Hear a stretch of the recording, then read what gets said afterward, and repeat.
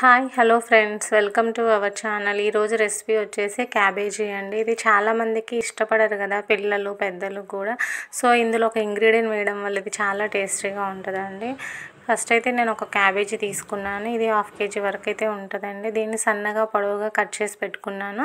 దీనిలోకి సరిపడా ఒక ఆనియన్, 2 పచ్చిమిర్చి అయితే తీసుకున్నాను. ఇందులో మెయిన్ ఇంగ్రీడియంట్ వచ్చేసండి ఎర్రపప్పు అన్నమాట.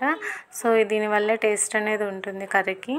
సో ఫస్ట్ అయితే ఒక బాండీ తీసుకున్నాను, ఆయిల్ అయితే వేసుకున్నాను, జీలకర్ర ఆవాలు తీసుకున్నానండి. సో మనం కట్ చేసి పెట్టుకున్న అయితే ఉల్లిపాయ పచ్చిమిర్చి అవి వేసేసుకున్నాను. ఇవి దూరగా వేగిన తర్వాత కొద్దిగా కరివేపాకు వేసుకుంటున్నానండి. కొంచెం అల్లం వెల్లుల్లి పేస్ట్ కూడా వేసుకుంటున్నాను. ఇది కొంచెం దూరగా వేగనివ్వాలి. అలాగే పసుపు కూడా వేసుకున్నాను. మేము ముందుగా కడిగి పెట్టుకున్న క్యాబేజీ ముక్కలు అయితే వేసుకుంటున్నాను.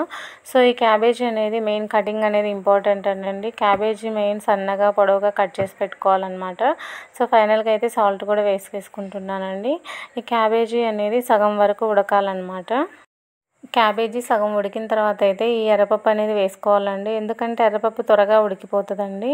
సో ఇంక ఇవి రెండు అయితే త్వరగా ఉడికిపోతాయి అన్నమాట. ఇంకా కొద్దిగా కారం అయితే వేసుకోవాలి. ఆల్రెడీ నేను 2 పచ్చిమిర్చి వేసుకున్నాను. సో కొద్దిగా 1 స్పూన్ అయితే కారం తీసుకున్నాను. ఇంకా ధనియాల పొడి కూడా ఫైనల్గా 1 స్పూన్ అయితే వేసుకున్నానండి. అంతేనండి, చాలా అంటే చాలా ఈజీ కదండి. సో మీరు కూడా ఒకసారి ట్రై చేయండి. ఈ పప్పు అనేది పంటి కింద తగులుతూ చాలా అంటే చాలా టేస్టీగా ఉండేది. రోటీలోకి, జొన్న రొట్టెలోకి, అన్నంలోకి అన్నిటిలోకి చాలా టేస్టీగా ఉంటుందండి. Thank you for watching.